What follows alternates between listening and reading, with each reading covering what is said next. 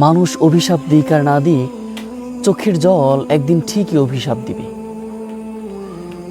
মানুষকে ধোঁকা দিয়ে কষ্ট দিয়ে স্বাভাবিকভাবে মানুষ মনে করে যে না, সে তো কিছু মনে করেন নাই, সে তো চুপ হয়ে গিয়েছে।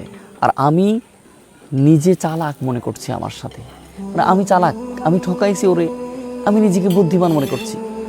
কিন্তু সে যে চুপ হয়ে গিয়েছে, তার চোখের জল রাতের অন্ধকারে ফোঁটায় ফোঁটায় পড়েছে, এইটা কখনোই সে মাপ পাবে না এবং কঠিনভাবে এর প্রতিশোধ গ্রহণ করবে। আল্লাহ বলেন, কোনো বান্দার চোখের পানি পড়তে দেরি হয়, আমি ওই বান্দার চোখের পানি কবুল করতে দেরি করি না। তুমি কাউকে কষ্ট দিয়েছো, ধোঁকা দিয়েছো, প্রচণ্ডভাবে মনে করছো যে না আমি চালাক, কিন্তু আল্লাহ বলছে নয়, তুমি চালাক নও।